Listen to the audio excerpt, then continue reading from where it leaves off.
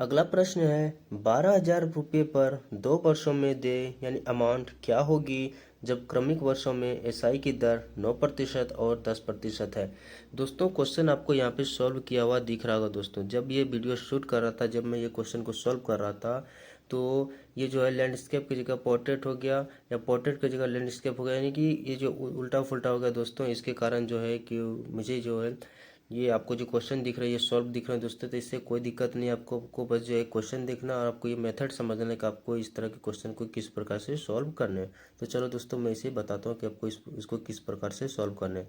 दोस्तों इसमें बोला गया है कि मुझे यहाँ अमाउंट पूछा गया, अमाउंट क्या हो गया, और जो बोला गया कि जब क्रमिक वर्षों में एसआई की दर 9% और 10% है, यानी कि अगर पहला साल आपका जो ब्याज लगा वो 9% लगा, उसके बाद अगला साल अगर आपका ब्याज जो है 10% लगा, तो यानी कि 2 साल में आपको ब्याज कितना देना पड़ गया। आप बोलोगे पहला साल में 9% देना पड़ा, दूसरा साल में 10% देना पड़ा, तो यानी कि टोटल 19% ब्याज आपको देना पड़ गया। आपसे क्वेश्चन में पूछा गया अमाउंट, अमाउंट बराबर क्या होता है प्रिंसिपल प्लस एसआई। प्रिंसिपल क्या होता है खुद का 100% यानी अपने में 100% होता है। एसआई कितना है आपका, एसआई बोलोगे कि 19% है, 19 यानी कि 100 + 19 यानी 119% क्या हो गया आपका, ये आपका एसआई हो गया 119%, यानी 119% क्या हो गया आपका अमाउंट हो गया। क्वेश्चन में जो दिया हुआ है 120 12,000 रुपये दोस्तों, ये जो है हमारा प्रिंसिपल है। प्रिंसिपल क्या होता है अपने आप में 100%, यानी 12,000 किसके बराबर, 100 के बराबर, यानी 12,000/100। हमसे क्वेश्चन में पूछा गया अमाउंट, अमाउंट क्या कितना निकाला में 119 का मान पूछा है, तो 119 से गुना कर दिए, 2 जीरो से 2 जीरो चला गया दोस्तों, यानी 120 × 19। और जब आप इसे गुना करोगे, इसे सॉल्व करोगे तो आ जाएगा आपका 14,280 आ जाएगा दोस्तों, जो कि आपका बिल्कुल सही उत्तर है, जो कि आपका ऑप्शन नंबर जो है बी में मिल जाएगा। चलिए साथियों अगले नेक्स्ट क्वेश्चन की तरफ हम लोग चलते हैं और समझते हैं कि आगे क्वेश्चन क्या है। प्रश्न है गोगिया ने 13,900 रुपये की राशि को विभाजित करके 2 अलग अलग योजनाओं ए और बी में क्रमशः 14% वार्षिक और 11% वार्षिक साधारण ब्याज दर पर निवेश किया। यदि 2 वर्षों में अर्जित साधारण ब्याज की कुल राशि 3508 है तो योजना बी में निवेश राशि कितनी है। दोस्तों इसको बनाने के मैं आपको बहुत ही अच्छा शॉर्ट तरीका बताता हूँ। दोस्तों इसको बेसिक से बनाने जाओगे तो बहुत ज़्यादा टाइम लग सकता है आपको। इसको जो है आपको शॉर्ट में किस तरह से बनाना वो मैं आपको बताता हूँ। दोस्तों 2 वर्ष का जो है, दोस्तों 2 वर्ष का जो है आपको साधारण ब्याज दिया हुआ है 3508, यानी 1 वर्ष का साधारण ब्याज आपका कितना आ जाएगा, आप बोलोगे 1754 आ जाएगा। ये जो 1754 साधारण ब्याज आया है दोस्तों, ये क्यों आया, क्योंकि आपने जो है योजना ए में 14% की दर से ब्याज लिया और योजना बी में जो है 11% की दर से ब्याज लिया, तो इनको जब आप ऐड करोगे तो आपको क्या आ गया 1754 का जो है आपको ब्याज मिल गया। अब दोस्तों क्वेश्चन में कहा गया कि और योजना बी में निवेश राशि कितनी है। ठीक है, जब आप इस तरह से इसे लिख लेंगे, इसके बाद आपको क्या ध्यान देना है दोस्तों कि जब आपसे यानी कि अगर योजना बी का पूछा है तो योजना ए में जो जितना भी डाटा हमें दिया गया उसे योजना ए में भी लिखना है, योजना बी में भी लिख देना है। ठीक है, यानी हमसे योजना बी का पूछा था, योजना बी को छोड़ देंगे। यहाँ पे योजना ए में कितना था 14%, यहाँ भी 14%, यहाँ भी 14% लिख दी।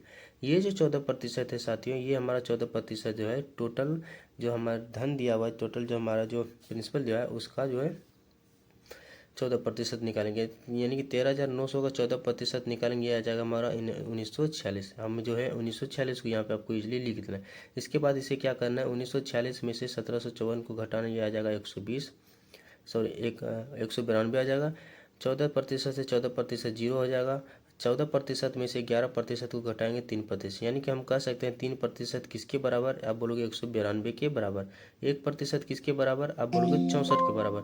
हमसे पूछा गया कि निवेश की गई राशि यानी 100% का मान हमें बताना है, तो 100 का मान कितना होगा, 1% 64 के बराबर, तो 100% किसके बराबर, आप बोलोगे 64 100 के बराबर आ जाएगा, जो कि ऑप्शन नंबर आपका सी में दिया है। आई होप आपको दोस्तों समझ में आ रहा होगा। तो चलते हैं नेक्स्ट क्वेश्चन की तरफ। अगला क्वेश्चन सेम पिछले क्वेश्चन पे आधारित है दोस्तों, जो कि एसएससी जीडी में आया हुआ था। 2760 रुपये की धनराशि को 2 भागों में विभाजित करें कि जब उन्हें 5% साधारण ब्याज की दर पर क्रमशः 2 और 4 वर्षों के लिए निवेशित किया जाता है तो उन पर प्राप्त होने वाले मिश्र धन बराबर होते हैं निवेश किए गए दूसरे भाग की राशि ज्ञात करें। यानी कि इसमें भी कहा गया कि मिश्र धन जो है दोनों का जो है बराबर है, 2 भाग में इसे बांटा गया है 2760 रुपये को, इसका जो दोनों का जो प्राप्त मिश्र धन वो बराबर है। तो चलिए दोस्तों इसे भी हम लोग इजीली सॉल्व करते हैं। पहले भाग का जो दोस्तों हमें मिश्र धन निकालना है, तो पहले भाग का मिश्र धन निकालने के लिए हमें देखना पड़ेगा 5% की दर से 2 वर्ष के लिए, 5 दूनी 10 यानी 10% का ब्याज पहले वर्ष के यानी पहले पहले भाग में जो मिल रहा है, यानी कि 100 हो गया आपका प्रिंसिपल, उसमें 10% का ब्याज मिले, तो दोनों जब ऐड करेंगे 110, ये 110 आपका क्या हो गया, पहले भाग का जो है आपका मिश्र धन आ गया, आपका पहले भाग का अमाउंट आ गया।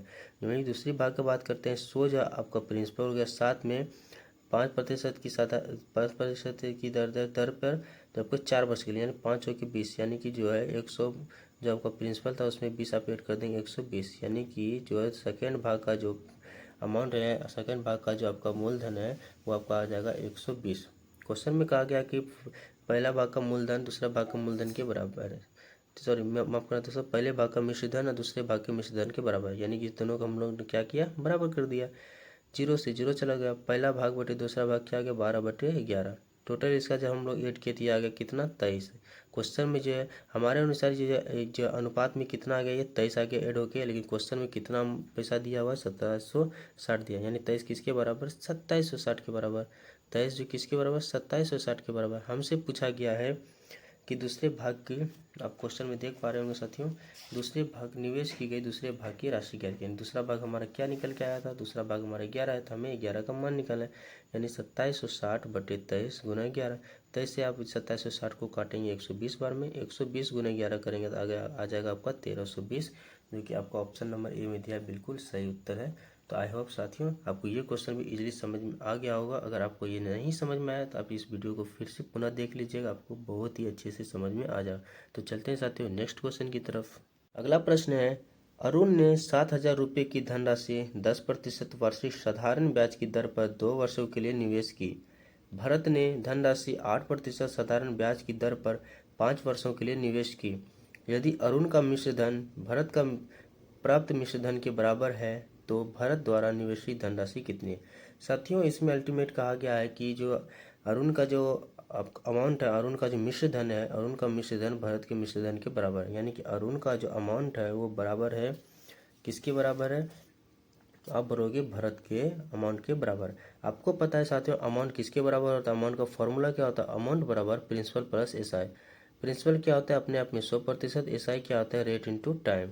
यानी कि हम अगर अरुण का निकालते हैं, अरुण का जो अमाउंट निकालते हैं, अरुण का मिश्रधन निकालते हैं तो क्या हो जाएगा, ब्याज अरुण को कितना देना पड़ रहा है दोस्तों, आप बोलोगे कि 10% वार्षिक साधारण ब्याज की दर से 2 वर्ष, यानी कि ब्याज से कितना पड़ जाएगा, 10 गुना 2 20%। ठीक है, 100 जो है उसका प्रिंसिपल है, साथ में 20% का वो ब्याज दे रहा है, यानी टोटल कितना उसका अमाउंट हो जाएगा, 120% जो है और उनका अमाउंट होगा। उसी प्रकार से भरत का कितना हो जाएगा, 100%, 100 जो है उसका प्रिंसिपल है, साथ ही यहाँ पे जो है 8% साधारण ब्याज की दर पर 5 वर्षों के लिए, यानी 8 × 40% का जो वो ब्याज दे रहा है, यानी कि 100 जो है उसका प्रिंसिपल है, साथ में 40% का वो ब्याज दे रहा है, यानी 140%। ये 140% क्या है साथियों, ये जो भरत का जो है मिश्र धन है। क्वेश्चन में कहा गया था कि अरुण का मिश्र धन भरत के मिश्र धन बराबर, यानी अरुण का 120% जो मिश्र धन है वो बराबर है भरत के 140% के बराबर। 20 से काट दिए 6 बार में, 20 से काट दिए 7 बार में, यानी अरुण बटे भरत निकाले हैं तो अरुण का जो है अनुपात में जो है, अनुपात में प्रिंसिपल कितना आ गया दोस्तों, अनुपात में आ गया अरुण का 7, भरत का आ गया 6। क्वेश्चन में दिया हुआ दोस्तों कि अरुण ने जो है 7,000 रुपये की धनराशि को निवेश किया था, यानी 7 किसके बराबर दोस्तों, 7 आप बोलोगे 7 7,000 के बराबर है। अगर 7 7,000 के बराबर है तो 6 किसके बराबर, 6,000 के बराबर। ये तो हमसे क्वेश्चन पूछा कि तो भारत द्वारा निवेशित धनराशि कितनी है, आप बोलोगे 6,000 रुपये है, जो कि आपका ऑप्शन नंबर जो है डी में मिल जाएगा बिल्कुल सही उत्तर। तो चलिए साथियों नेक्स्ट क्वेश्चन की तरफ चलते हैं। आई होप आपको ये समझ में आ गया होगा। अगला क्वेश्चन है, रमेश ने पहले 4 वर्ष के लिए 5% की दर, अगले 6 वर्ष के लिए 8% की दर और 10 वर्षों से आगे की अवधि के लिए 12% की दर से कुछ पैसे उधार लिए। यदि 12 वर्ष के अंत में उसने कुल ब्याज 9,016 का भुगतान किया तो रमेश द्वारा लिया गया धन ज्ञात कीजिए। ठीक है दोस्तों, इसमें जो हमसे इसमें भी प्रिंसिपल को पूछा गया है। दोस्तों इसमें 12 वर्ष की अवधि के बारे में बताया गया कि 12 वर्ष की अवधि का हमें इसमें डाटा दिया है। इसमें कहा गया कि पहले के 4 वर्ष के लिए 5%, यानी कि पहले के 4 वर्ष के लिए जो है, पहले के जो 4 वर्ष के लिए हमें 5% की दर से ब्याज लेनी है। ठीक है। उसके बाद क्वेश्चन में कहा गया कि अगले अगले 6 वर्ष के लिए, आप यहाँ पे देख पा रहे होंगे क्वेश्चन में आपको बोला गया अगले अगले 6 वर्ष के लिए 8% की दर। ठीक है, तो अगले 6 वर्ष के लिए 8% की दर से हमें जो है ब्याज देनी है। उसके बाद क्वेश्चन में कहा गया है कि 10 वर्ष से आगे की अवधि के लिए 12% की दर से पैसे को उधार दिया है। ठीक है, तो इसका मतलब क्या है दोस्तों, 4 वर्ष पहले निकल गया, 6 वर्ष पहले निकल गया, 6 4 10 वर्ष निकल गया, 12 में से 10 वर्ष निकल गया, तो हमारे पास बचा कितना, 2 वर्ष से शेष बचा। तो 2 वर्ष को कितने प्रतिशत की दर से देना है, 12% की दर से देना है। यानी टोटल हमारे पास कितना आ गया, 5 चौके 20%, 8 छके 48%, 12 दूनी 24%। यानी टोटल जब हम इसे ऐड करेंगे ये आ जाएगा हमारा 92%। 92% किसके बराबर है, 9,016, यानी 9,016, यानी 9,016 का जो ब्याज है वो हमारा उसके बराबर है। 92% में 92% किसके बराबर, 9,016 का जो ब्याज है पैसे में उसके बराबर। 92% 9,016 के बराबर। तो हमसे पूछा गया था कि लिया गया धन यानी कि प्रिंसिपल पूछा गया था 100% किसके बराबर। तो 100% के लिए क्या करेंगे, 9,016 बटे 92 गुना 100। 92 से 9,016 को 98 बार में आप कट कर देंगे, तो 98 गुना 100 यानी 98 से जो आपका बिल्कुल सही उत्तर आ जाएगा इस क्वेश्चन का। तो चलिए दोस्तों, आई होप आपको ये भी बहुत ईजिली तरीके से समझ में आ गया होगा कि आपको किस प्रकार से इसे सॉल्व करने हैं। तो चलते हैं नेक्स्ट क्वेश्चन की तरफ। अगला प्रश्न है, 12,000 रुपये पर 2 वर्ष में देय अमाउंट क्या होगी जब क्रमिक वर्षों में एसआई की दर 9% और 10% है। दोस्तों यहाँ पर आपको ये क्वेश्चन सॉल्व किया हुआ दिख रहा होगा। दोस्तों ये ऐसा इसलिए है कि जब मैं ये वीडियो शूट कर रहा था दोस्तों, तो ये पोर्ट्रेट की जगह लैंडस्केप हो गया, यानी कि ये जो है उल्टा फुल्टा हो गया दोस्तों, इसी कारण गलत शूट हो गया है। तो चलो दोस्तों, उससे कोई लेना देना नहीं, मैं आपको समझा देता हूँ दोस्तों, आपको ईजिली समझ में आ जाएगा आपको कैसे क्या करना है। तो उसमें दोस्तों इसमें पूछा गया हमसे अमाउंट पूछा गया, अमाउंट क्या है जो क्रमिक वर्षों में एसआई की दर जो 9% और 10%। अरे माँ कबूल। अगला प्रश्न है, यदि 2,800 रुपये पर 10% वार्षिक दर से 3 वर्षों में प्राप्त एसआई X रुपये है और 6200 रुपये पर 14% की दर से Y वर्षों में प्राप्त साधारण ब्याज 1,736 रुपये है, तो X बटे Y का मान क्या है। दोस्तों इसमें हमें पहले सबसे पहले X और Y निकालना है। अगर X Y का मान निकल जाएगा तो उसे बटे कर देंगे, इसका आंसर आ जाएगा। सबसे पहले हम कंडीशन पढ़ते हैं। पहला में हमें जो दिया हुआ है उसमें क्या है, 2,800 रुपये पर 10% वार्षिक दर से 3 वर्षों में प्राप्त एसआई एक्स, यानी एक्स किसके बराबर, एसआई, यानी एक्स जो एसआई है, तो एसआई का फॉर्मूला हम लोग लगा दें। एसआई बराबर क्या, एसआई बराबर क्या होता है हमारा, principal into time into rate बटे 100। प्रिंसिपल कितना 2,800, रेट कितना 10%, टाइम कितना 3/100। जब इसे आप कैलकुलेट करेंगे तो कितना आ जाएगा, एक्स बराबर 28 गुना 30 यानी 840। वहीं दूसरा कंडीशन देखेंगे साथ में, दूसरा कंडीशन क्या दिया हुआ है, 6200 रुपये पर 14% की दर से वाई वर्षों में प्राप्त साधारण ब्याज 1736।